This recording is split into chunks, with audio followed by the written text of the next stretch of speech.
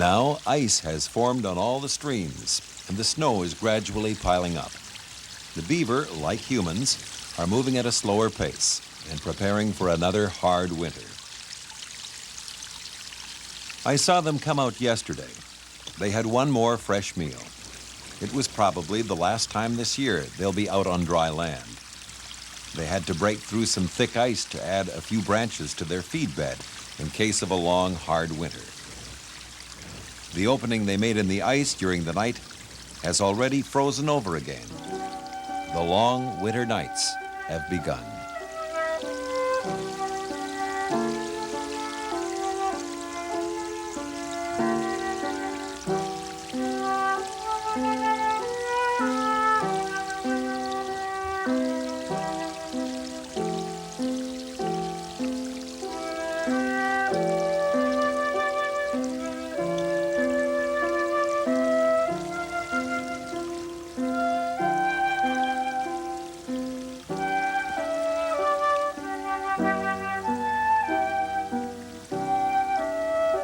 When the cold weather arrives, land animals change their behavior in order to adapt to a new environment. They have no choice if they want to survive. The formation of ice enables many of them to increase their range and gives them access to new areas. In contrast, the beaver's movements are greatly restricted. Imprisoned under a thick layer of ice, this animal is almost totally cut off from its sources of food. Beaver avoid coming out during the winter, for when they do, they are very vulnerable to their predators and to the cold. Look, the beaver house. The beaver have finished storing up food and have put the final layers of mud on their houses. It's easy to tell if a house is empty or inhabited. Beaver leave clear signs of their presence. Air bubbles seen through the ice are excellent clues. They not only tell us that beaver are present, but also indicate that there is a channel directly underneath.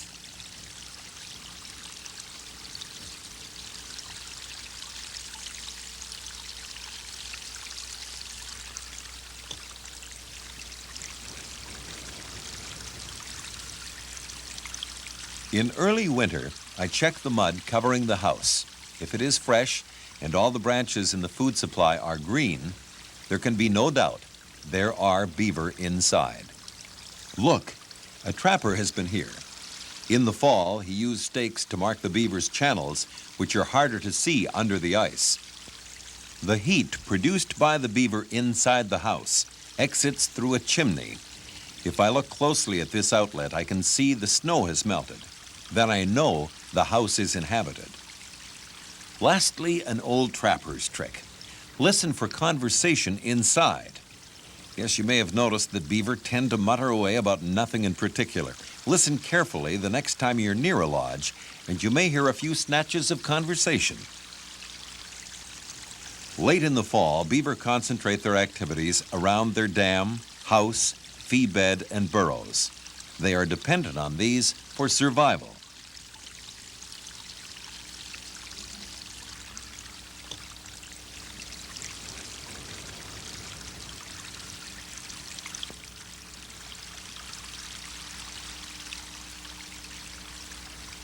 The house and burrows are therefore good places to find beaver.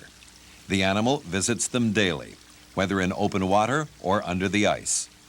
Burrows are generally located on either side of the lodge, close to the dam. Each burrow has its own entrance, while the lodge may have up to 6, all underwater, of course. Have you ever asked yourself how the beaver, which is very short-sighted, in fact practically blind, manages to find the entrances to the house? Given the fact that the animal travels primarily at night and that a thick layer of ice covered with snow blocks out all the light, you may wonder if it has a sixth sense. And the answer is no. In fact, beaver create an underwater network of channels. Since they always use the same route, channels form in the bottom. Guided by these furrows, the beaver follows its own trail back to the different entrances. But how can we, in turn, find these channels? In open water, before the ice is formed, they can be seen with the naked eye. Or in a small boat or on foot, you can test the bottom with a pole and feel out the shape of the channel. Some trappers pull on big rubber boots and use their feet to locate the beaver's channels.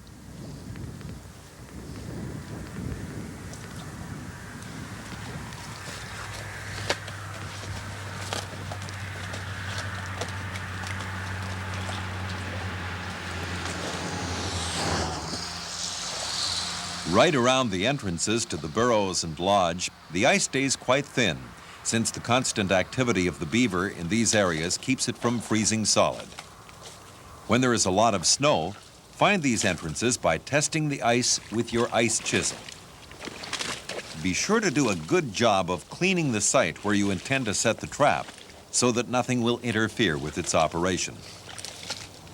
This trapper with his big boots is checking out the bottom material. This is an important detail since the trap must be placed as close to the bottom as possible. Although it may seem foolish to play in the water like this in the middle of winter, it's an excellent method. I myself go trapping in hip waders. It works very well. It feels like having eyes at the bottom of your feet. And for those chilly types who are skeptical, remind yourselves that it is always warmer in the water than outside. One piece of advice, though, watch out for snags.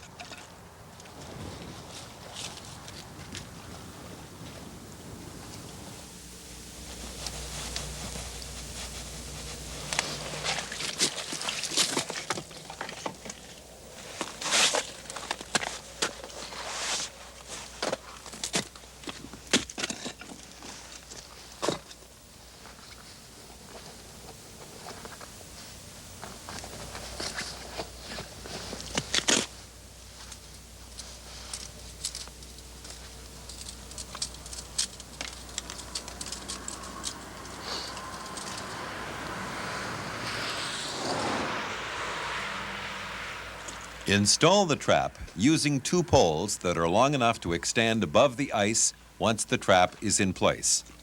Keep these poles very level.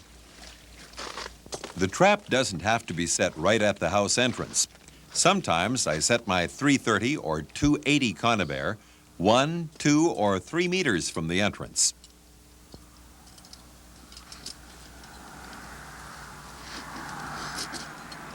Next, slide the poles through the trap springs. The distance between the lower jaw of the trap and the end of the pole is determined by the bottom material. Once installed, the bottom of the trap must be 3 centimeters off the bottom. Slide the springs along the poles. Watch your fingers. The safety hooks have now been removed. Fasten the trap to the poles with a piece of wire about 1 meter long.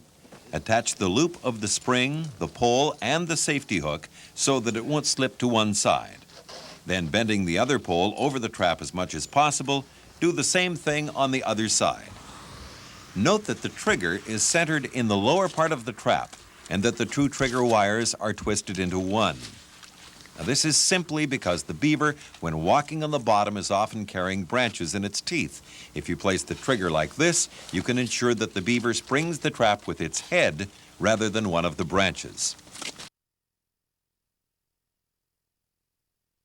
When the water isn't deep enough and there's a chance the springs may freeze if pulled up alongside the poles, I put them in a perfectly horizontal position and fasten some wire under the trap.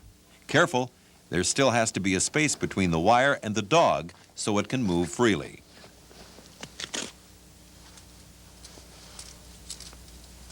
In some places, where the bottom material is much too soft and muddy, I modify the system a bit. I insert a stick below the trap to prevent it from sinking into the mud.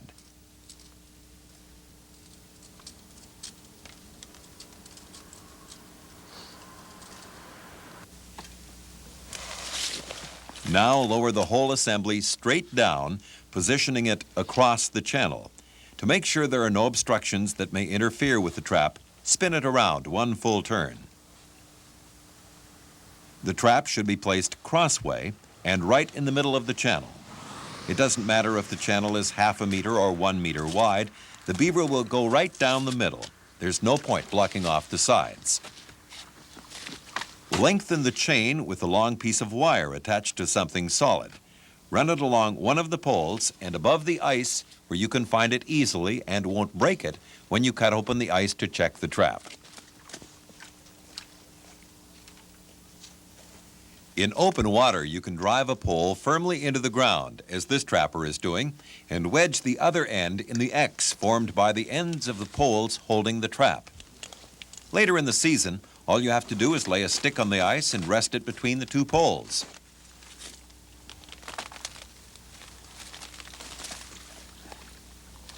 To check your trap, take your ice chisel and lower it directly between the two poles until you touch the wire above the trap. When you feel the wire, lower the chisel a little further to touch the jaws. If you can't find them, it's a good sign the trap is closed.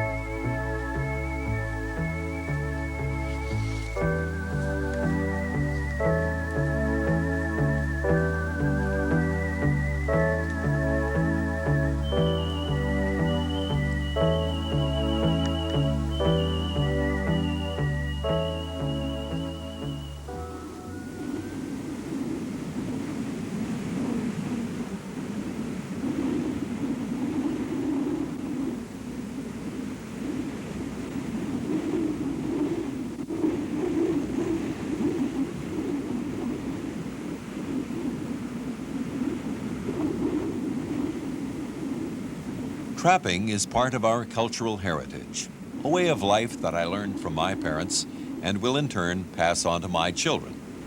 In remote areas where families stay for several months at a time, the beaver is an important source of food. The proof that winter trapping is an enjoyable activity? Even children get in on it. Oh, but she's already an expert. Look, it took her no time at all to find the lodge. She recommends setting a 330 or 280 conibear with bait. The trapper places the trap quite near the feed bed. The beaver's movements are limited in winter. The animal must come across the bait as it makes its rounds.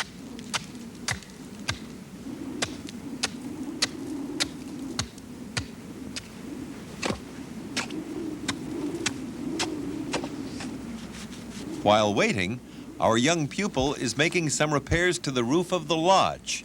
Careful, don't let it get burnt. There's smoke coming out of that chimney.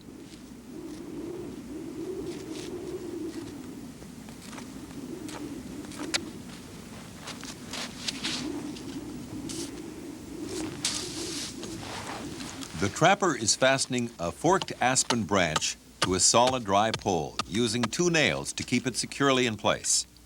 The branch should not be longer than the width of the trap. Bait is used in a number of the winter trapping methods. It's easy to see why. Offering a beaver a piece of fresh aspen in the middle of its forced diet is a little like offering a gallon of water to someone who has been wandering in the desert for a week. This is because the beaver's only source of food during the winter is the branches it stockpiled in the fall. As time passes, the branches lose their freshness. Aspen is by far the beaver's favorite food, but it has the disadvantage of souring underwater.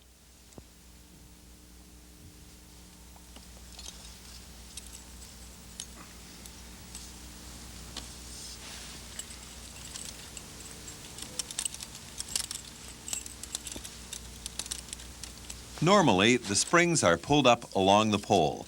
In this case, however, our trapper has checked the depth of the water. It wasn't deep enough, and the raised springs would have frozen. He decided to position them horizontally and put the safety hooks where they would be out of the way. It's better to attach the trap chain to the lower spring at the bottom of the pole to prevent the dead beaver from floating to the surface and getting stuck under the ice. To make the trap more secure, you could also fasten the upper spring to the pole.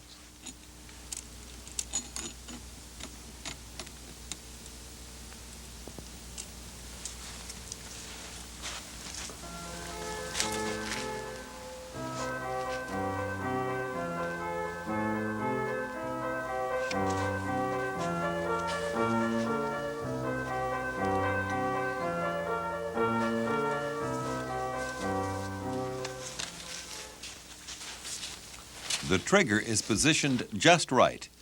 The trapper is sure of a proper catch. Drive the pole firmly into the stream bed, but first make sure you have removed the safety hooks.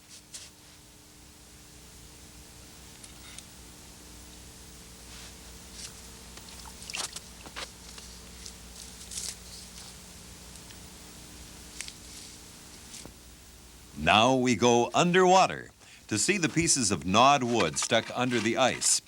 These are a good indication that there are beaver about. For the finishing touch, fasten the entire set to a stick lying across the ice. Cover the opening with some snow to slow down the freezing process and prevent light from shining into the water. It should be just as dark under the opening as it was before the trap was set. Otherwise, the beaver might wonder where the light is coming from. Good. Now everything seems ready. Let's hope the beaver likes it too. Trapping with bait doesn't produce results as quickly as trapping at the entrances. For a better harvest, you can set many traps like this for one colony. Here are the results. They weren't too long in coming. Our young trapper is going to be proud of her beaver. The beaver's pelt is at its prime in the beginning of the winter. You must be careful not to damage the fur when removing the animal from the trap. If it is frozen to the jaws of the trap, dip the beaver in water or use snow and the warmth of your hands to moisten and loosen the fur. When you are sure that no hairs are stuck to the metal, remove it from the trap. In late winter, the quality of the pelt diminishes.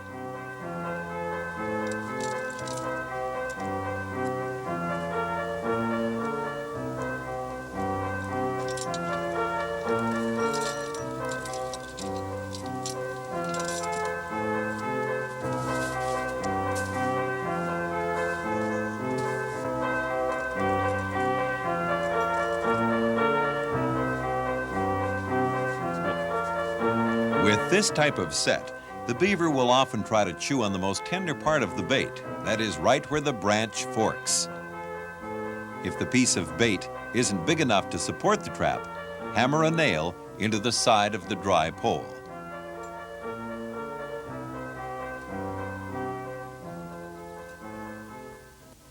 Castor glands have many uses. I always remove them when skinning my catch.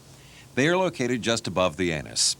These musk glands, or castoreum, secrete a yellowish liquid which the beaver uses for one thing to mark out its territory, particularly during the mating season. In the fall, they can be used as a lure for beaver and many other fur bearers. When dried, they have a high market value. They are used in making perfume or medicine, or to fortify alcohol. You will also want to keep the beaver carcasses after skinning. They are excellent bait for most species of fur bearers and also feed many other animals which have a hard time surviving through the winter.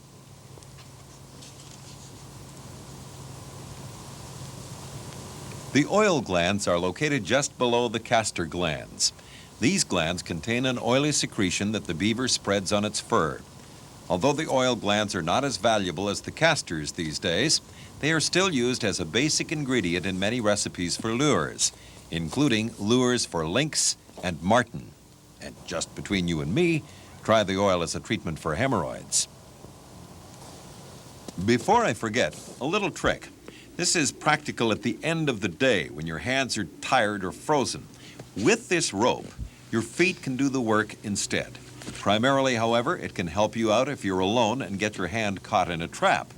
I always bring some along in my bag. You never know when it might come in handy.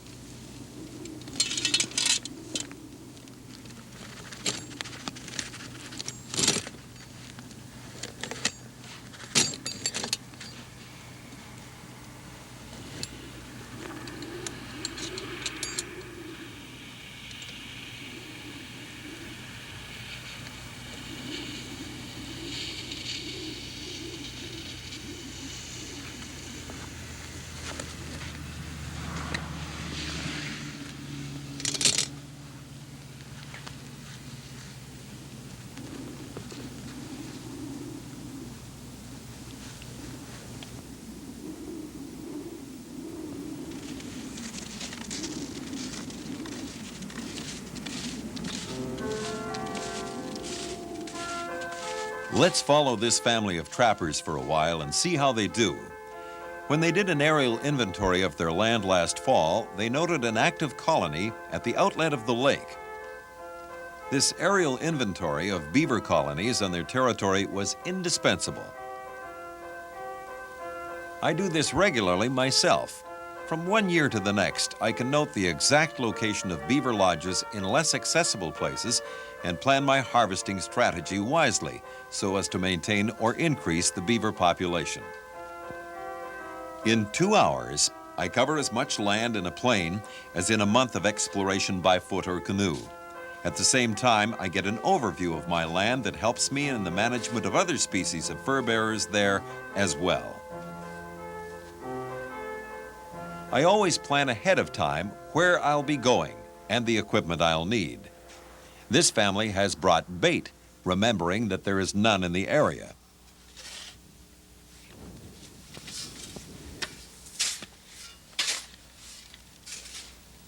Here is our last trapping method, the snare.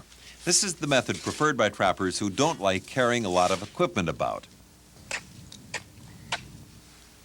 Cut an opening close to the lodge and feed bed. He's zealous. The ice here seems a little too thick to be removed with a chisel, so he's decided to use a saw for the hardest part of the work. There must be a good 1.5 meters of water to set 4 snares.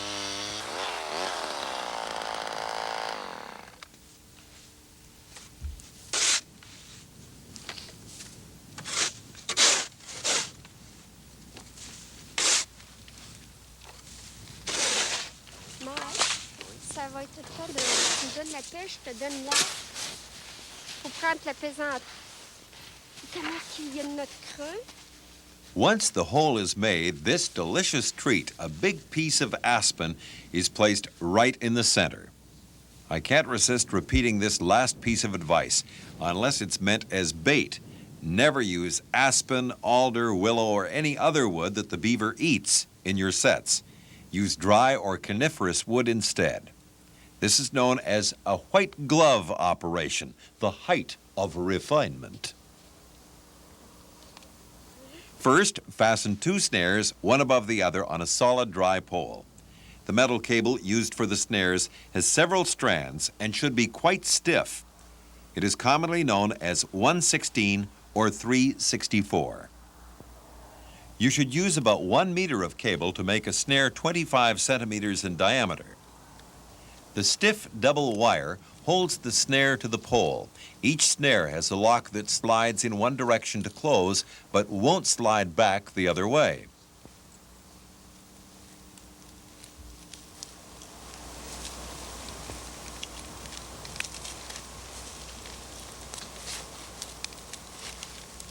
The snare uses the same type of slide lock as the drowning system.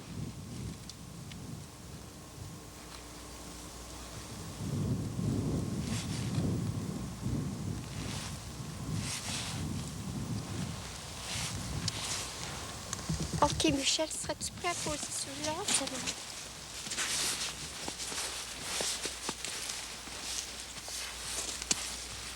The 2 snares, set on the same pole, must be slightly overlapping so that the beaver can't pass between them.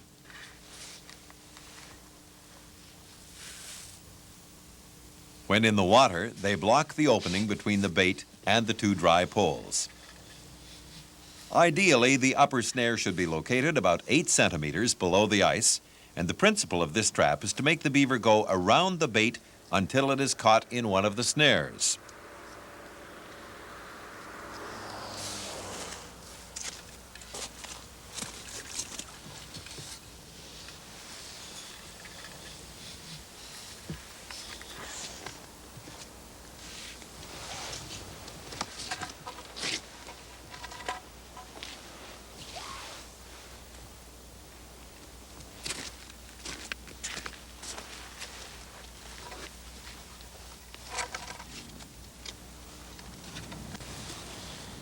Finally, lay a stick across the ice and attach it to the 3 poles to prevent the opening from freezing too quickly. Simply cover it with coniferous branches and a good layer of snow.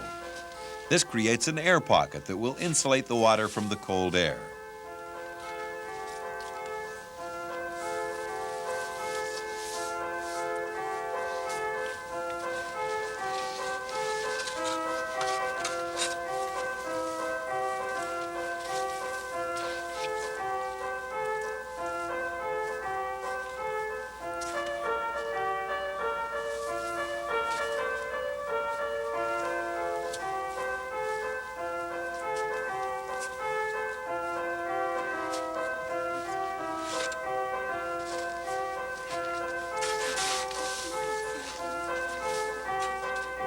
While they finish collecting their equipment, I'll take this opportunity to share with you 4 personal maxims that I have gleaned from my own experience and the wisdom of old trappers.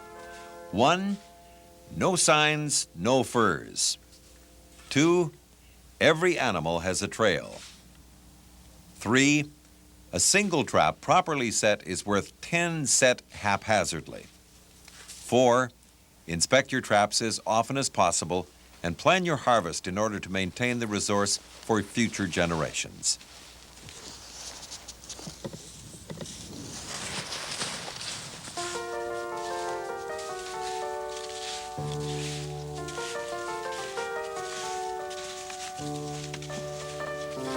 Let's leave them alone for a few nights. We'll see what's happened when we return.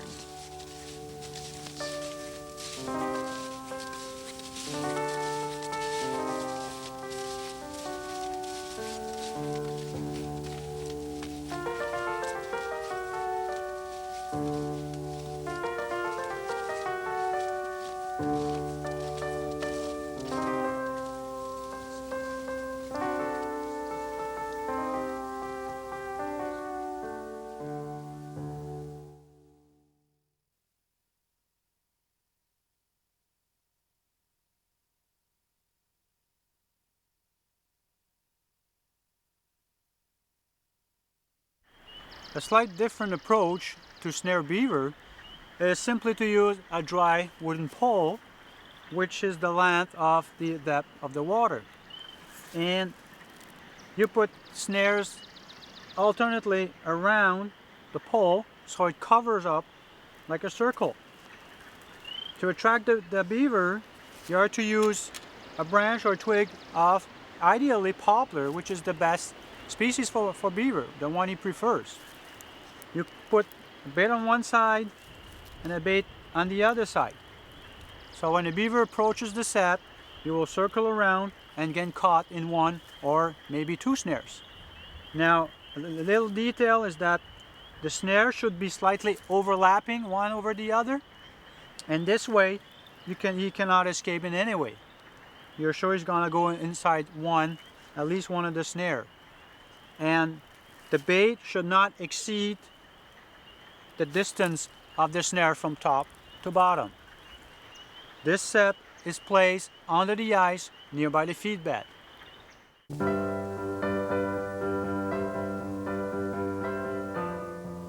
Laws concerning trapping, methods and types of traps may differ between jurisdictions. Consult your local authorities for regulations in your region. All the trapping methods shown in this presentation have been selected and approved by the Fur Institute of Canada. However, all information is subject to change because of continuing research and constant development in new trapping methods.